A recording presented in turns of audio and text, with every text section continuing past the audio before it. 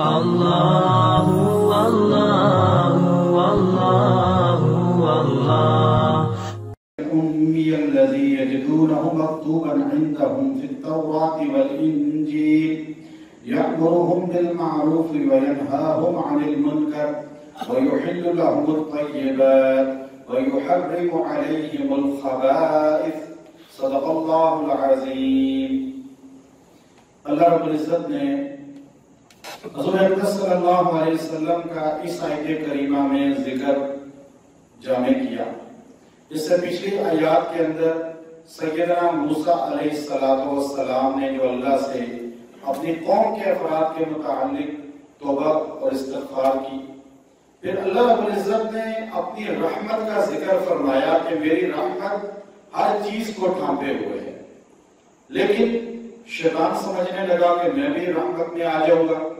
یہود اور نصارہ سمجھنے لگے کہ ہم بھی اللہ کی رحمت میں آ جائیں گے. تو اللہ تبارک و تعالی نے یہاں نبی صلی اللہ علیہ وسلم کا ذکر فرمایا کہ اللہ کی رحمت میں وہ آئے گا جو نبی امی کی پیروی کرے گا. حضور کے مانے بغیر کوئی اللہ کی رحمت میں نہیں آ سکتا. حضور صلی اللہ علیہ وسلم کی اتباع شرط ہے نجات کی. ایک یہودی کہتا ہے کہ میں بھی، چونکہ پچھلی آیت میں گزرا تھا کہ جو آمنو، جو ایمان لائے گا اور وہ یؤتون الزکاۃ، اور جو زکات دے گا، جو آدمی یہ اعمال کرے گا وہ رحمت خداوندی میں آ جائے گا. یہودی کہ جی میں تو اللہ کو مانتا ہوں، ایمان لاتا ہوں اللہ پہ، میں بھی مال خرچ کرتا ہوں. عیسائی کہتا ہے میں بھی مال خرچ کرتا ہوں. اسی طرح کوئی بھی اہل کتاب کے میں بھی مال خرچ کرتا ہوں، اللہ کی رحمت میں آ جاؤں گا. اللہ نے فرمایا ایسے نہیں ہے. الذین یتبعون الرسول، جو اتباع کرے گا میرے رسول کی. اب رسول پہلا حضور کا لقب بیان فرمایا، النبی، پھر فرمایا میرے نبی بھی ہیں. اب آپ دیکھیے رسول اور ہے، نبی اور ہے، دونوں میں فرق ہوتا ہے. نبی 1,24,000 تھے، رسول 1,24,000 نہیں تھے، رسول 313 ہیں. نبی اس کو کہا جاتا ہے جس کو اللہ نبوت عطا کرتے ہیں، چاہے وہ خواب میں ہو، چاہے وہ فرشتے کو بھیج کر ہو، یا قلبی القا ہو، قلب پہ نازل ہو کچھ. لیکن رسول اس کو کہا جاتا ہے جو اللہ کا نبی بھی ہو اور اللہ اس میں کوئی کتاب یا صحیفہ نازل کرے اور وہ شریعت لے کر آگے امت کو نیا طریقہ شریعت اللہ کی طرف سے پہنچائے. ہر نبی رسول نہیں ہوتا، ہر رسول نبی ہوتا ہے. ہر نبی رسول نہیں ہوتا اور ہر رسول نبی ہوتا ہے. اب یہ اللہ نے حضور کا جب ذکر کیا تو پہلے حضور کی کاملیت کو بیان کیا کہ میرے نبی محمد عربی صلی اللہ علیہ وسلم، ان کی اتباع کرو. الذین یتبعون، ان کی اتباع کرو جو نبی بھی ہیں رسول بھی ہیں. نبی بھی ہیں رسول بھی ہیں. پھر آگے فرمایا امی. اب حیرت کی بات ہے، جب آپ کسی کا القاب لگاتے ہیں تو آپ القاب لگاتے لگاتے کہیں کہ یہ ان پڑھ ہے، تو اس کی شان بڑھے گی یا گھٹے گی؟ اب اللہ تبارک و تعالیٰ اپنے نبی کی شان بتا رہا ہے. پہلے النبی، پھر اس سے پہلے کا رسول، یہ دونوں صفتیں بیان کی. اور رسول النبی، دو صفتیں بیان کر کے اللہ نے کہا الامی، یہ امی ہیں. عربی میں امی کس کو کہتے ہیں؟ جو پڑھنا لکھنا نہ جانتا ہو.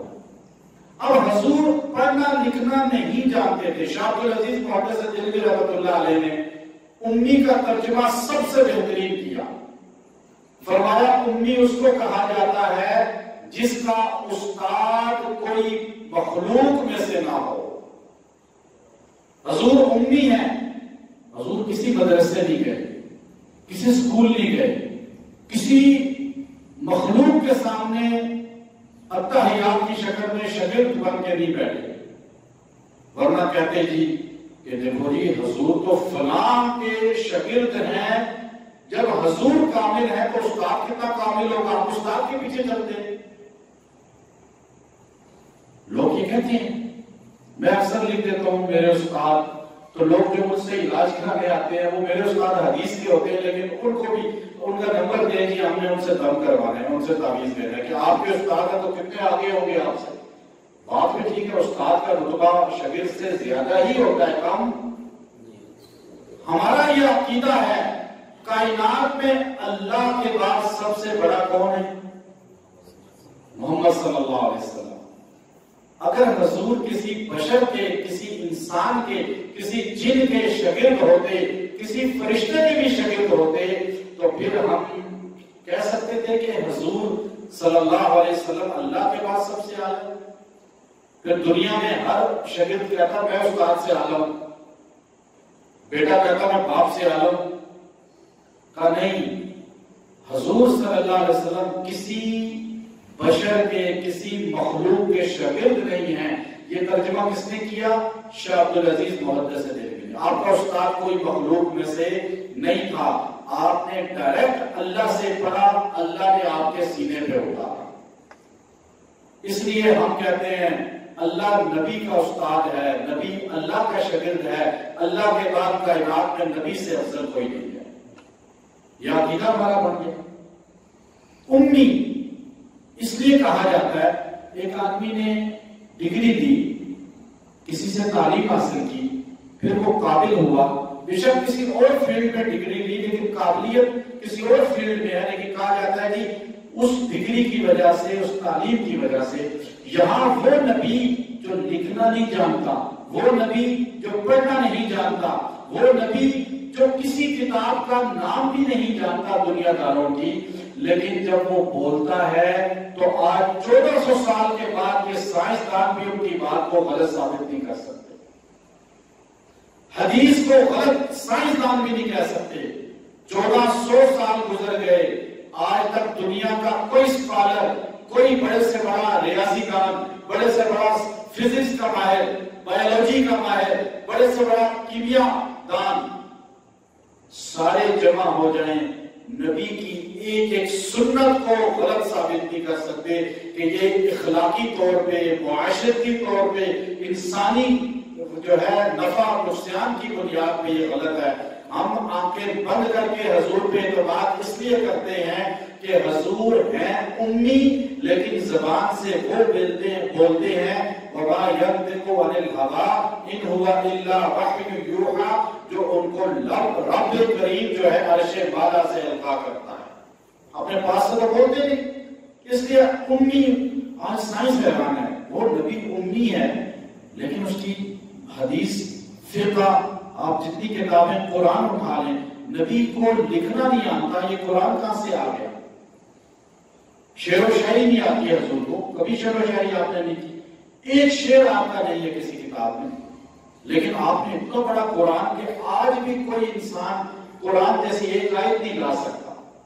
تو یہ امی. پھر آگے فرمایا الذی یجدونہ مکتوبا. بڑی عجیب بات اللہ نے کی ہے، آپ حیران ہو. اللہ نے کہا نبی ہے، رسول ہے، امی ہے. یجدونہ، یہ خطاب دنیا کفر کے لیے ہے، ہمارے لیے تو ہے ہی ہے لیکن دنیا کفر کے لیے. اس زمانے کے یہودی، نصرانی، اس زمانے کے جو ہے پارسی اور آج کا عیسائی، آج کا یہودی کے لیے بھی چیلنج ہے. یجدونہ مکتوبا، تم ان کو لکھا ہوا پاتے ہو. مکتوبا یعنی یہ نہیں کہا کہ ان کی عظمت پاتے ہو.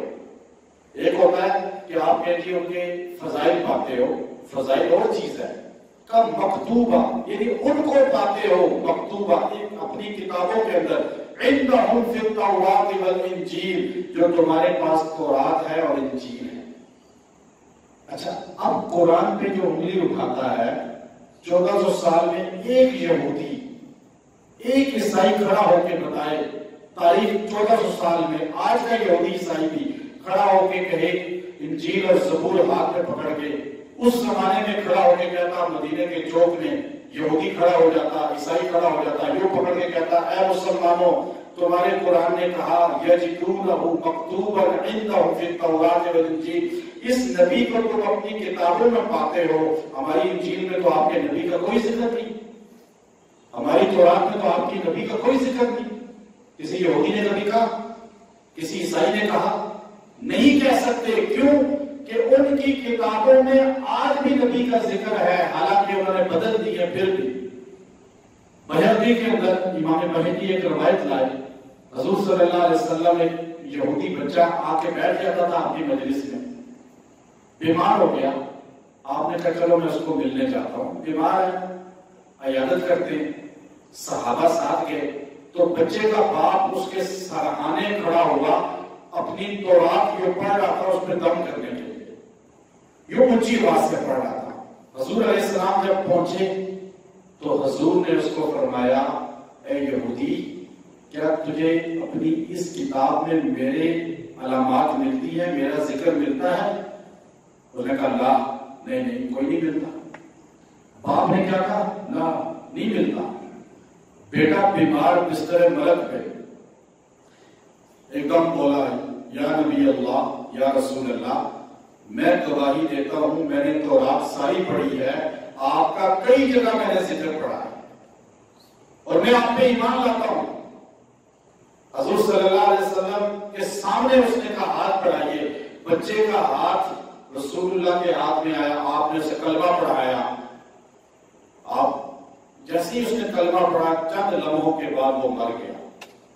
حضور صلی اللہ علیہ وسلم صحابہ سے فرمایا، صحابہ اس کو غسل دو، کفن دو، جنازے کی نماز پڑھو، مسلمانوں کے قبرستان میں دفن کرو، یہ ہمارا ہے. لیکن اب بیٹا باپ کے مخالف ہو گیا جب بات آئی تو رات میں نبی کے ذکر کی. اور اسی طرح ابن عساکر میں اور اسی طرح طبقات ابن سعد کے اندر یہ پوری 3 تاریخ کی کتابوں کے اندر، اور امام بغوی رحمۃ اللہ علیہ نے اپنی تفسیر کے اندر، روح المعانی نے اپنی تفسیر کے اندر یہ 4 روایتیں نقل کی ہیں. مختلف روایتیں ہیں لیکن لب لباب اس کا یہ ہے، تورات کے اندر یہ الفاظ موجود ہیں، نبی آخری جو مکے میں پیدا ہوگا، طیبہ اس کا ہجرت کا مسکن بنے گا، شام اس کا شہر ہوگا، اور اس کی سب سے بڑی نشانی یہ ہوگی کہ وہ درگزر کرنے والا ہوگا، بازاروں میں شور کرنے والا نہیں ہوگا. یہ 4 کتابوں کی تفاسیر کے اندر یہ آپ کی شان تورات کے اندر موجود ہے، انجیل کے اندر موجود ہے. پھر اس کو کعب احبار رحمۃ اللہ علیہ نے اور وہب ابن منبہ رحمۃ اللہ علیہ، 2 تابعین ہیں جو قرآن زبور انجیل کے عالم تھے، بہت بڑے یہودیوں کے عالم تھے، لیکن پھر مسلمان ہو گئے.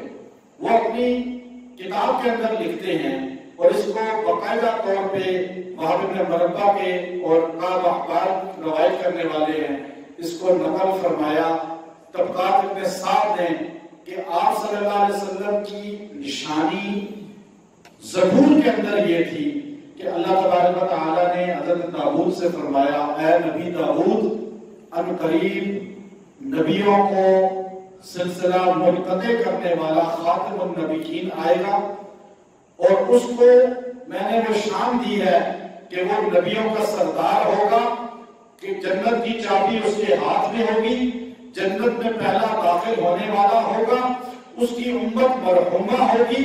نبیوں کو جو نفل دیے وہ اس کی امت کو دوں گا، نبیوں کو جو شان دی وہ اس کی امت کو دوں گا، نبیوں کو جو نور دیا وہ اس کی امت کو دوں گا.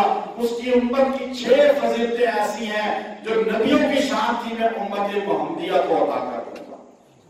اب آپ دیکھیے زبور کے اندر نبی کا ذکر، امت کا بھی ذکر.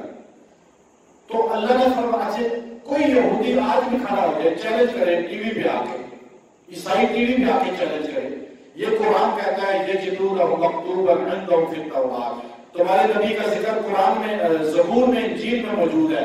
میں دنیا کا کوئی عیسائی کہے، یہودی کہے، نہیں پاتے ہم ذکر. کبھی چیلنج نہیں کر سکتے، کبھی چیلنج نہیں کر سکتے. میں آپ کے سامنے یہ بات منبر پہ کہہ رہا ہوں، کہے نا یہودی عیسائی، اور جی قرآن غلط کہہ رہا ہے، نعوذ باللہ.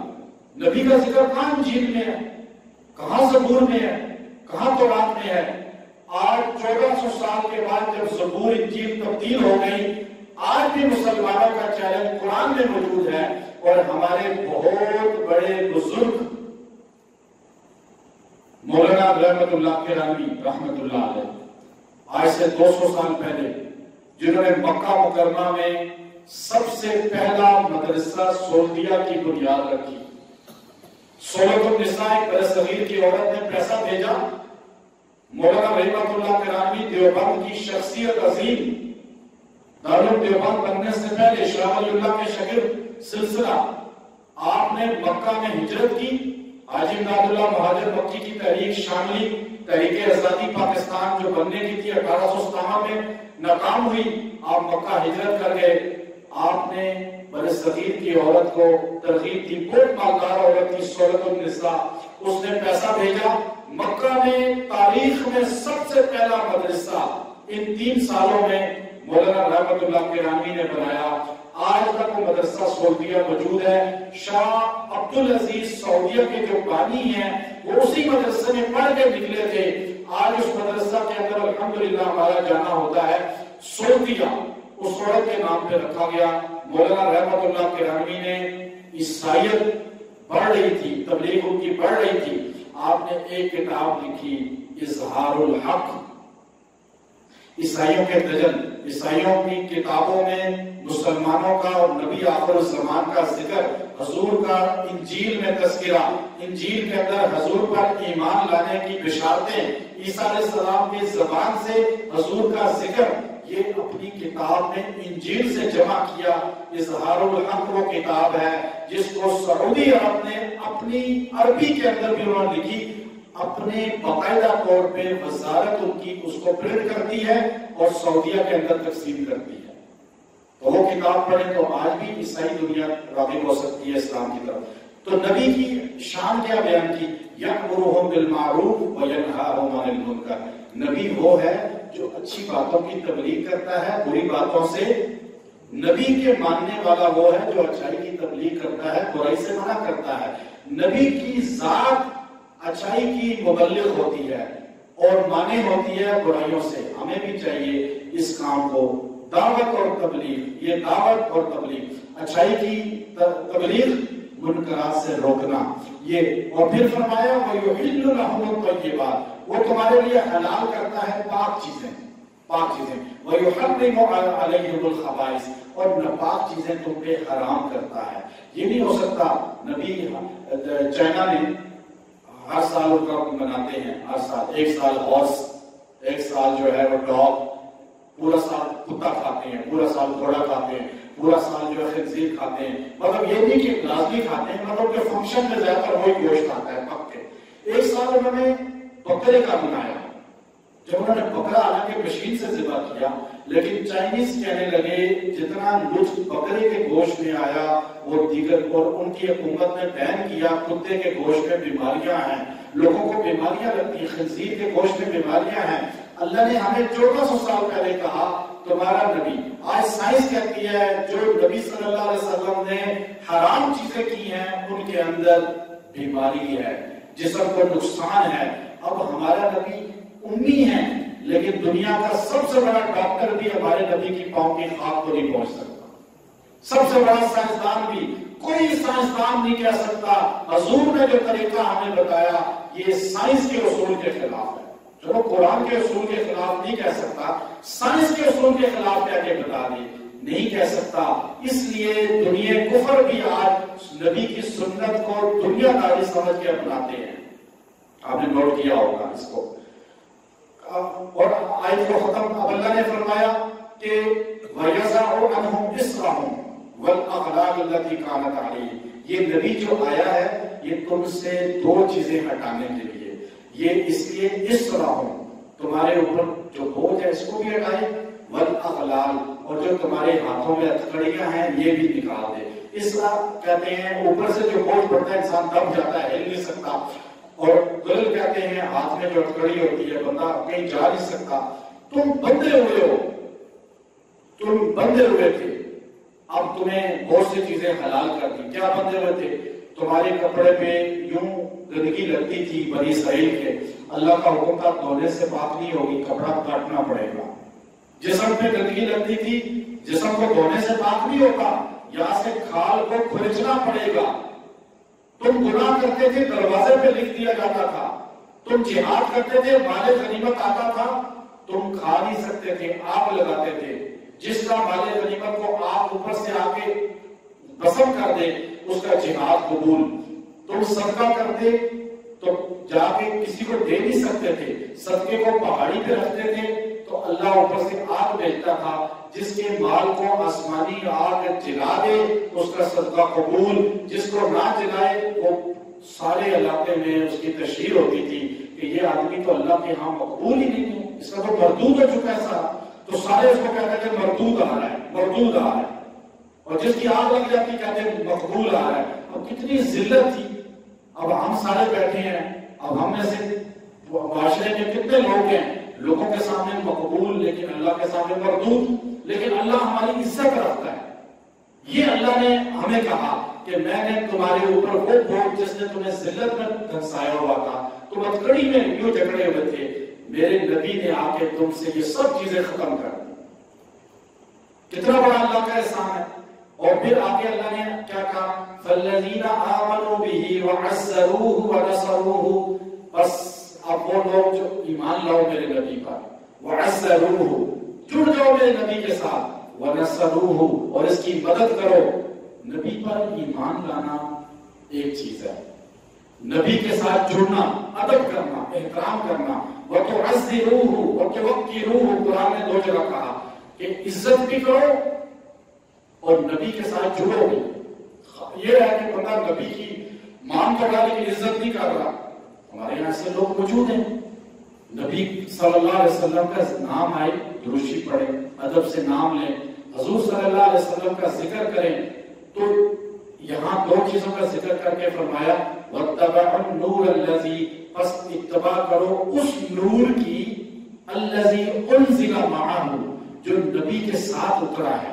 نور قرآن نے قرآن کو کہا ہے، یعنی نبی کی مانتے ہو تو قرآن کی مانو، قرآن کا اتباع کرو، اولئک هم المفلحون، تو تم سارے کامیاب ہو جاؤ گے۔